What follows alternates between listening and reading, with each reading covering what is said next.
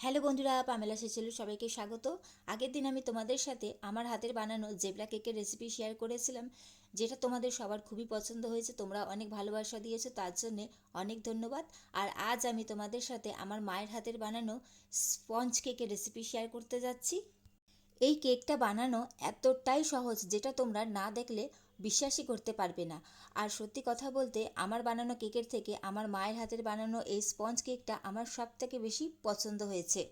শুধুমাত্র 25শে ডিসেম্বর বলেই নয়, বছরের যে কোনো দিনে যদি কেক খাওয়ার ইচ্ছা হয়, তাহলে শুধুমাত্র একটা ডিম দিয়ে তোমরা খুব সহজেই বাড়িতে এইরকম একটা স্পঞ্জ কেক বানিয়ে ফেলতেই পারো।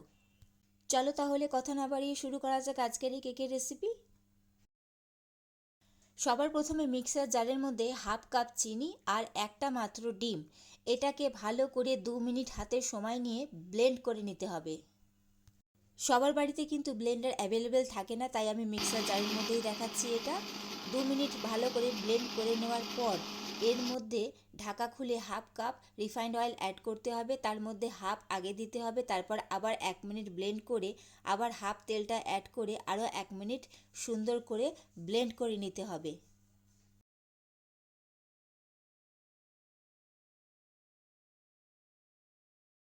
সুন্দর করে ব্লেন্ড করা হয়ে গেছে। এখন অন্যদিকে কেক বানানোর জন্য কেকটি নিয়ে নেওয়া হয়েছে। এর মধ্যে সাদা তেল ভালো করে ব্রাশ করে এর ওপরে দেখো বাটার পেপার দিয়ে দেওয়া হয়েছে।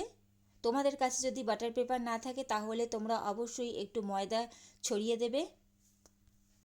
অন্যদিকে ডিমের মিশ্রণটা বাটির মধ্যে ট্রান্সফার করে নেওয়া হলো। এর মধ্যে এখন কিছু শুকনো উপকরণ দিয়ে দিতে হবে। তার জন্য প্রথমেই 1 কাপ ময়দা ভালো করে ছেলে অ্যাড করে দিতে হবে।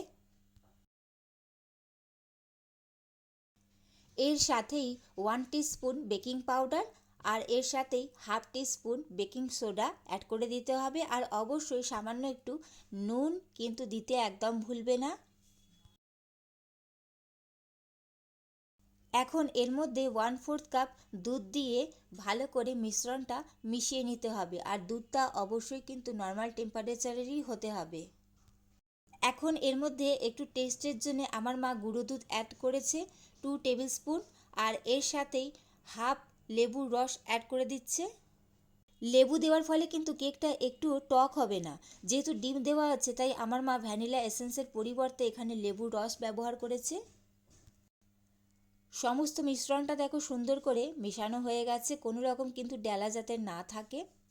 এখন এই মিশ্রণটা কেক টিনের মধ্যে ট্রান্সফার করে দিতে হবে।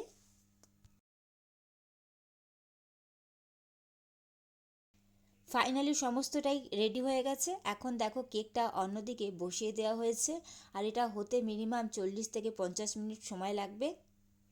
কড়াইয়ে কেক টিনটা বসানোর আগে নিচে অবশ্যই একটা স্ট্যান্ড বসিয়ে দেবে, তার উপর বাটিটা বসাবে, যাতে আগুনের তাপটা ডাইরেক্ট বাটির মধ্যে না আসে। না হলে কিন্তু কেকটা নিচ থেকে পুড়ে যাওয়ার সম্ভাবনা থাকে। এটা হলো 15 মিনিট বাদে। 15 মিনিট বাদে দেখো কেকটা ফোলা চালু হয়ে গেছে। এটা হলো ঠিক আধা ঘন্টা বাদে, আর দেখো কতটা ফুলে গেছে কেকটা। ফিরে এলাম বন্ধুরা ঠিক 1.5 ঘন্টা বাদে। 45 মিনিট এটা বেকিং করতে দেওয়া হয়েছিল, তারপর গ্যাসের ফ্লেমটা অফ করে এটা এইভাবেই ঢাকা দিয়ে রেখে দেওয়া হয়েছিল। তো ফাইনালি এটা হলো কেকের ফাইনাল লুক। 1.5 ঘন্টা বাদে তোমাদেরকে খুলে দেখাচ্ছি। চলো তোমাদেরকে কেটে একটু দেখিয়ে দিই। আর দেখো কেকটা কিন্তু যেহেতু সাদা তেল দিয়ে ব্রাশ করা ছিল বলে কেকটা সাইডে একটুও কিন্তু লাগেনি, আর খুব সহজে এটা বেরিয়ে আসছে। যেহেতু নিচে বাটার পেপার দেওয়া আছে, তাই এটা বার করতে কিন্তু কোনো রকম অসুবিধা হয় না। উল্টে নিলেই দেখো খুব সহজে খুব সুন্দরভাবে কেকটা বেরিয়ে এসেছে। রেডি হয়ে গেল বন্ধুরা স্পঞ্জ কেকের রেসিপি। কেমন লাগলো তোমাদের অবশ্যই কমেন্ট করে জানবে। ভালো লাগলে অবশ্যই লাইক কমেন্ট শেয়ার করে দিও, এবং অবশ্যই আমার চ্যানেলটি সাবস্ক্রাইব করে আমার পাশে থেকো বন্ধুরা। আর তোমরা যথারীতি দেখে বুঝতেই পারছো কেকটা কতটা পরিমাণে সফট হয়েছে। শুধুমাত্র একটা ডিম দিয়ে তোমরাও বাড়িতে এই রকম সফট অ্যান্ড স্পঞ্জি কেক খুব সহজে বানিয়ে ফেলতেই পারো। তো আজকের মতন আসি, চলো টাটা।